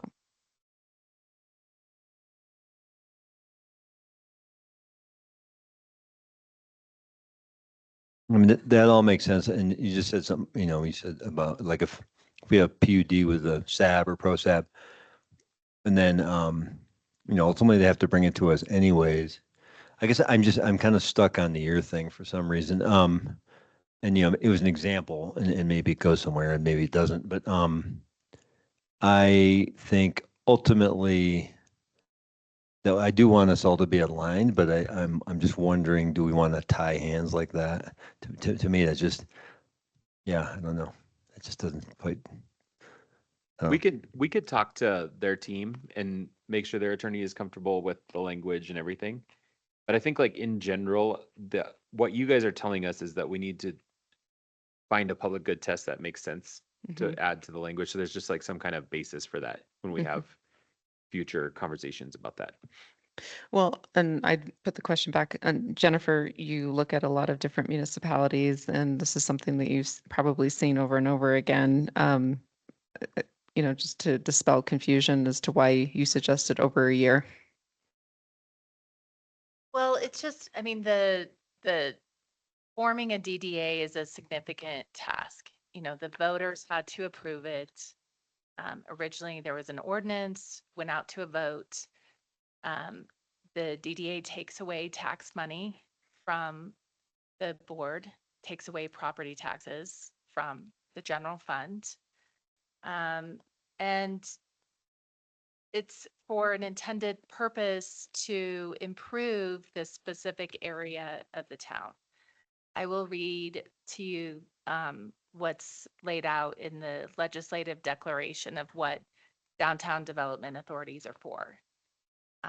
So this power is given to municipalities by the state General Assembly, and it says the General Assembly declares that the organization of the downtown development authorities have the purposes and powers provided in this part to serve public use, promote the health, safety, prosperity, security, and general welfare of the inhabitants thereof and the people of the state, will halt or prevent deterioration of property values or structures within central business districts, will halt or prevent the growth of blighted areas within such districts, and will assist municipalities in the development and redevelopment of such districts and in the overall planning to restore or provide for the continuance of the health thereof, and will be of a special benefit to the property within the boundaries of any authority created pursuant to this part. So that sounds like infrastructure, infrastructure, infrastructure. I kind of just like that. I don't think it's that vague. If we just tell people that you have to come here and with each project, explain how it will, Meets that how criteria. it will meet this criteria or promote this criteria. And I think the wording in the MOU, I didn't quite follow it word for word, but it seemed pretty close to We that. took some of it out, not everything is in there. Yeah. So some of it aligns very closely. But the Or- part about preventing the growth of blighted areas or the halt Yeah. of And it's blighted areas. come down to property. And Yeah. like that to me is that's a very structural infrastructure Yeah. goal. It does say though, in order to halt or prevent the deterioration of Okay. property or structures in the downtown area. I mean, preventing growth of blighted areas is There you go. similar, but I mean, that seems like you're capturing,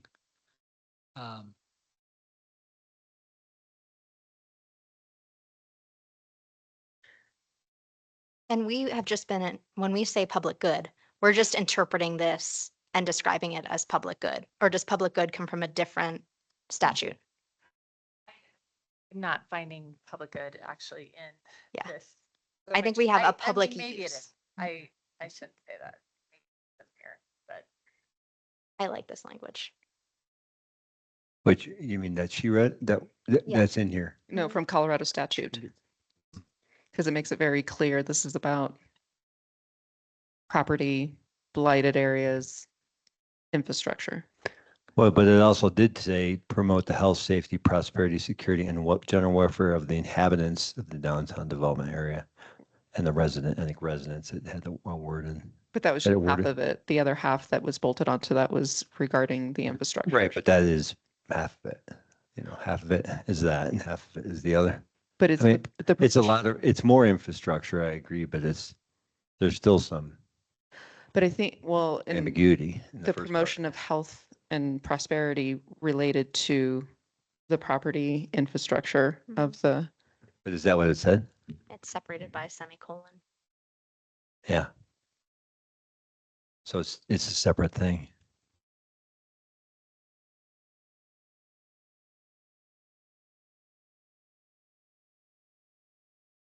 I mean, we could also say with a focus on, like, with a priority of, and then we pick out the infrastructure ones, if that's what we feel is most appropriate and should be prioritized. Generally, I agree. I just also feel like there's some other things that they're giving the town that's been beneficial, and to just take that away basically from the town because there's no other funding source for it that I notice.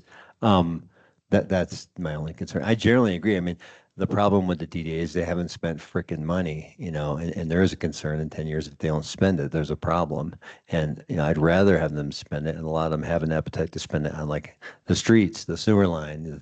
To me, that's where I'd like to see most of it go, but I don't want to, in my opinion, completely tying their hands from any kind of like discretionary spending on something like a concert series is maybe it's not overstepping our bounds, but it may be a bad decision, in my opinion. well, that's why John said there could be a discretionary fund.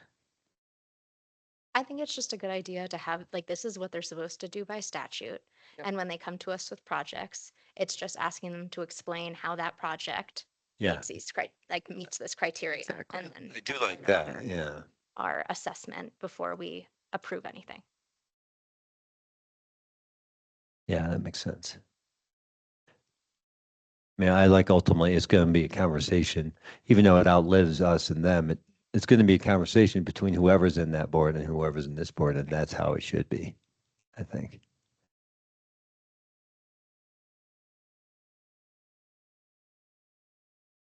John, do you have what you need? Yeah, thank you. I'm sorry if I was too definitive about public good. That may not be exactly what it says, but there are criteria about what it can be, I know. So we can make sure that we're in where we need to be for that. And I think, Jennifer, the information or the suggestion that you had was, by stating we will prioritize infrastructure projects over a year, it provides a prioritization mechanism, right? makes That sense. those are the types of things that we need to be looking out for, and especially with the sub-area plan, that is absolutely 100% those type of projects. That makes sense. All right, well, we will bring these changes back to them and bring you guys the next version of this, which hopefully will be the final-ish version. Amazing. Great. I Thank just you. have one addendum. slash tangent comment on this, which kind of came up from some recent public comment to the BOT about the parking situation in downtown and how the role of the NDDA has any impact on something that is an impact on the public's experience of downtown. I know, I mean, if it's I don't know, Right. if a private I property owner decides to do that, I don't know if DDA has any say in the matter. Right, I get that, right. wish So, it but did. it seems to fit within the kind of scope of what the NDDA is trying to do. There are And- parking catalyst projects, like several of them downtown. Yeah, I think that the larger issue that you're mentioning is outside of their scope, like really, right. but it is within your scope. And I think that that's something that we might want to talk about a little bit. Within the scope of the BOT. Yeah, Okay. From a land use perspective yeah, or or from code, yeah, code perspective, I think. code perspective, yeah. Got it. And I just trying to be clear about where the right of way is on some of those things. Like, it seems like there was definitely, anyway, I don't want to get into that, but just understanding where the public right of way is in part of those parts of downtown. It's, be helpful. that is a very complicated question and it's not where we want it all the Right. time. I figured. He goes like this. There's porches. So, and the deli, oh yeah, those are all completely in the right of way. The buildings I remember. are barely, if, they may be in the right of way. I remember that from some of the sub area plan meetings that Yeah. those like the building front is like literally on the property line.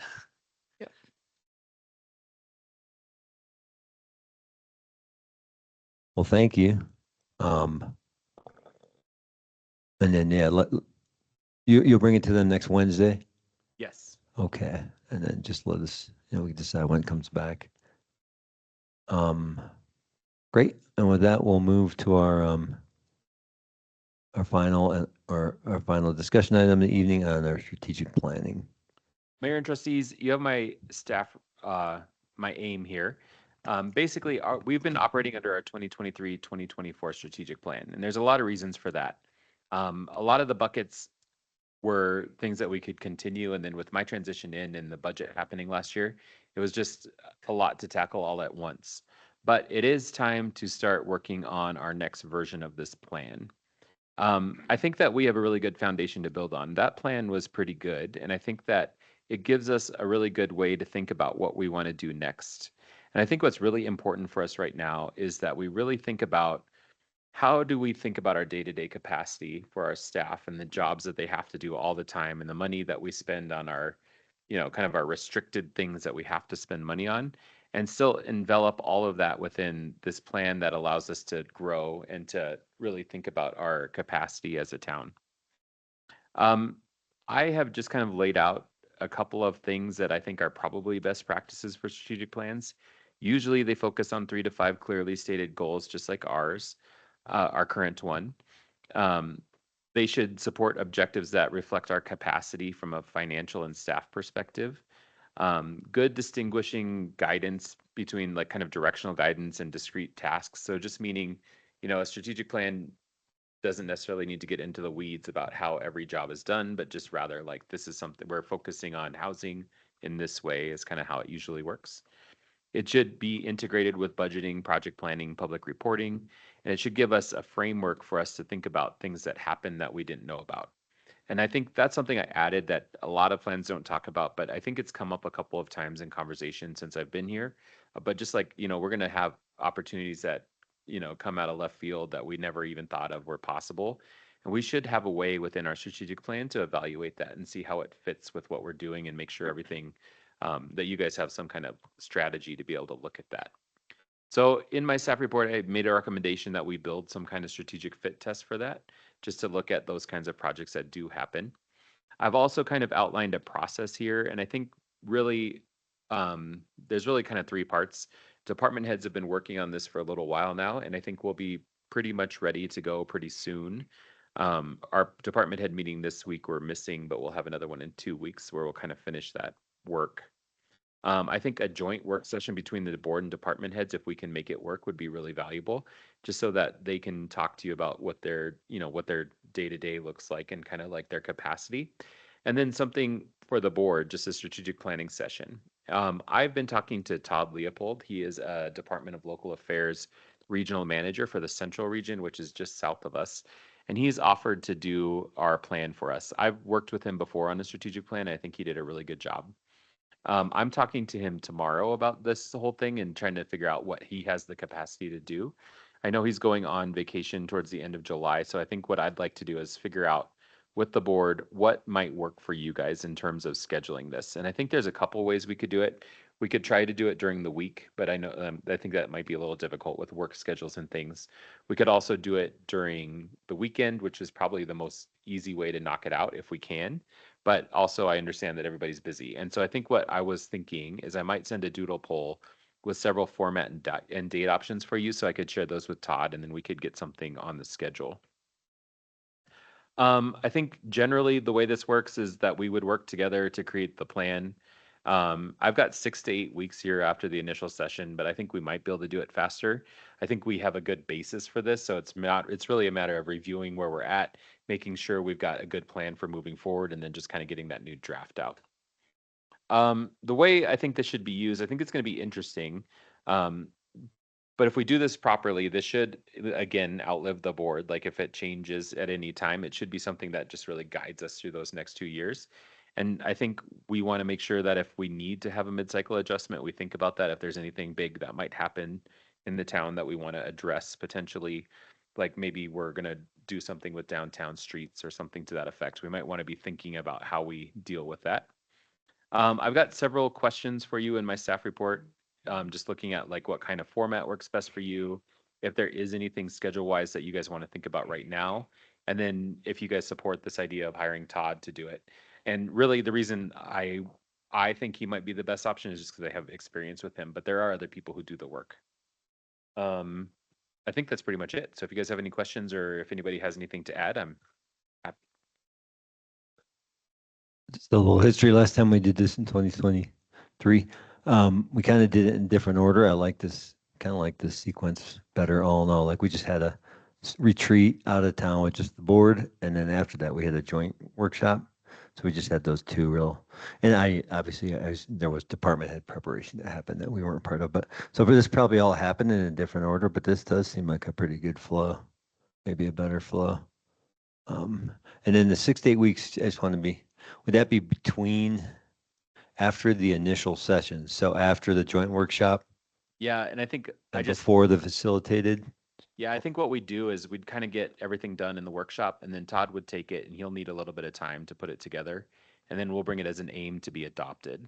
And so I left us a little window there, but it may be faster than that, just depending on. So the 2 day or, or whatever, the 2 half day or 1 day, whatever, that would be the joint workshop? Is that? Yeah. Not the planning? Okay.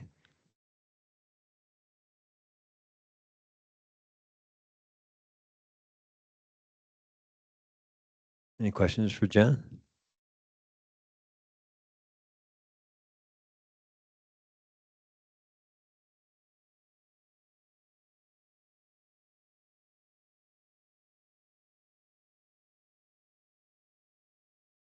Not seeing it right now, but I think I saw late June, early August is like the first one. Is that your? Yeah, I think I'm speaking to Todd tomorrow morning. And so I'm Okay. just going to get an idea of his schedule, but I was thinking I'd send you guys a doodle poll. I think one of my big questions that would be helpful to know now, are you guys open to the like a weekend format or like I want to make sure we're respectful of you guys all have busy schedules and I just want to make sure we're fitting where we fit the best for you. So I don't think it will be, it probably would be like a fairly all day kind of thing for one of them. And then the department head meeting is probably more like a half day, but we could do it like a half day with the department heads and then try and see if we could do a half day in the afternoon with just you guys, but that may not be quite enough time. So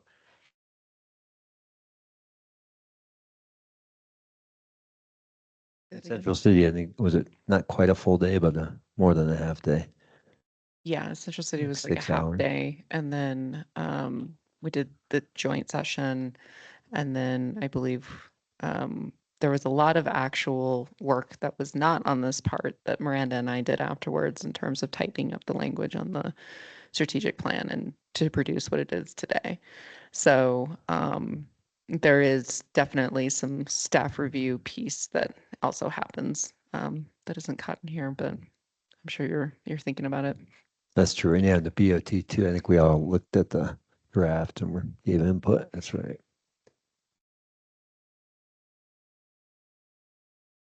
Yeah, Yeah. I would want to do that part too, for sure. I don't want Yeah. to miss that. Yeah, and the reason why Miranda and I took it was because there actually wasn't a lot of feedback from the BOT in terms of tightening up the language. And so, but it sounds like that's sort of the objective from the beginning, is to make sure that they're written in SMART goals and that kind of thing. And so I think that'll take off a lot of the work from the beginning. I think you guys are relatively comfortable with the format that we have now, and I don't think we need to Sure. deviate too far from that, except for just maybe, a little bit here and there where it makes sense. Yeah, in terms of like in terms, during the week or on the weekend, I'm sure part of it is also when Todd is available because he'll also be there at the joint session, or no, I think so. I think that's what Yeah. my goal would be, is to have them be there for both. right? Yeah. Right.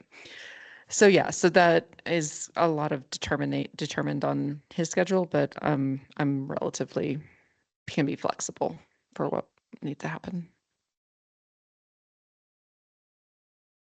I'll just say, speaking for myself, like, evening after work times and weekends are generally easier to pull off, but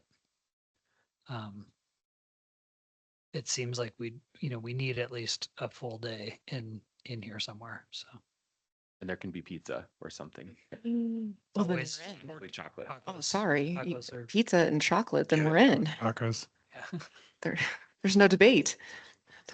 We talked about doing Lions. We got invited to do it at the Spirit Hound Distillery, so we could go there and get Chris Bray to drive us down in a bus.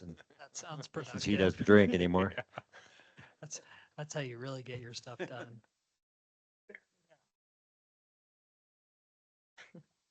Part of the writing on the big sheet will go to the side.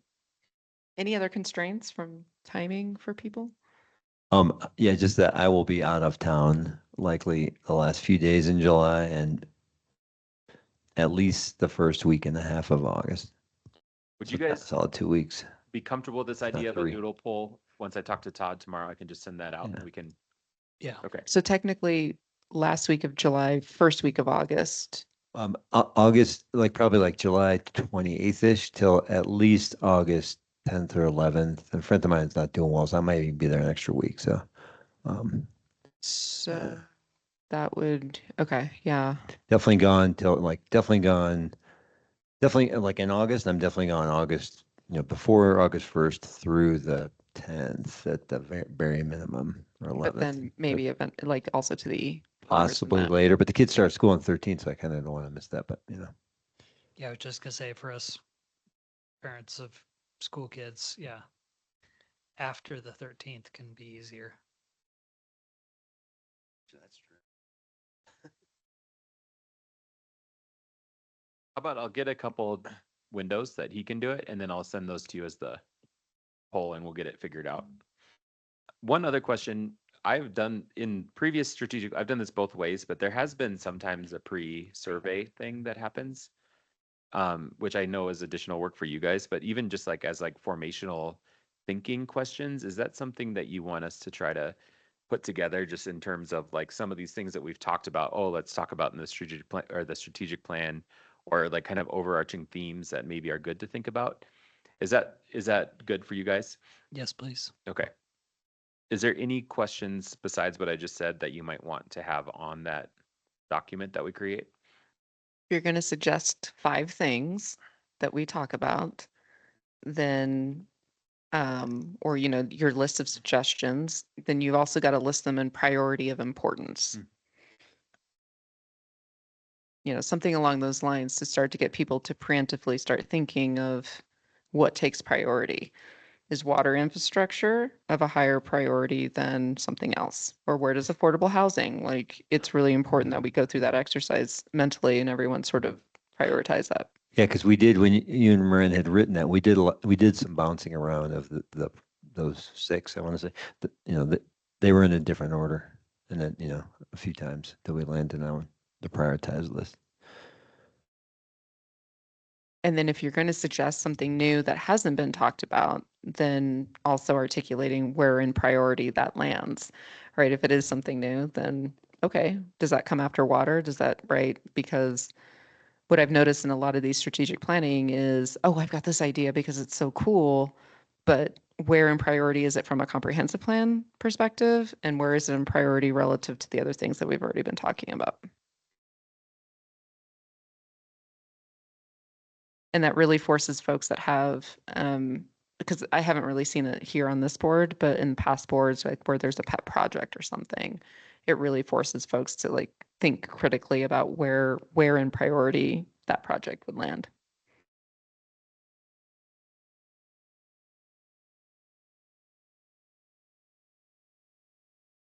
Okay, and then we will have something for you from the department heads too. Like, we've been really talking about the big questions the department heads have been working on is who are we and what is our mission and what are our values? And we've been really focusing on that work because I think that really speaks to this like larger piece of what our capacity is to work and what these service levels are. But we'll have that for you too, so that you can kind of see what they're thinking about their own department work as we kind of build this process out.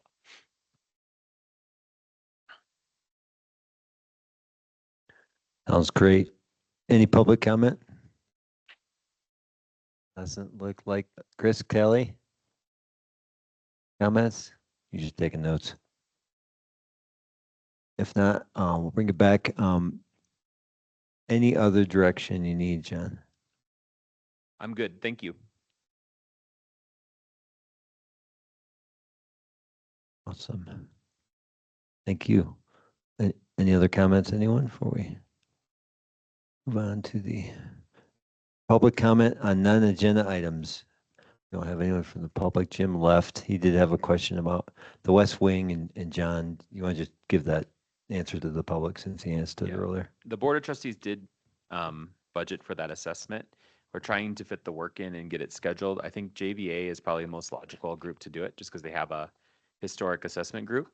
We need that assessment either way, whether we demolish the building or if we try to save it, because of the potential for just understanding the impacts of that demolition or what we'd have to do to save it. So we're going to try to get that done by very soon, but it'll be done by the end of summer no matter what.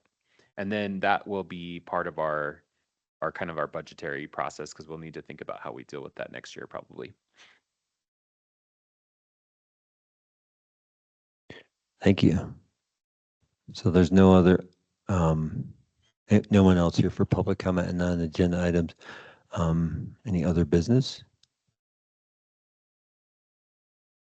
In regards to the few public letters that we've received regarding parking on private businesses, I think, John, whether that becomes before us as some options or an information, initially as an informational item on things that could be done from a code perspective, or whatnot, I think that would be helpful.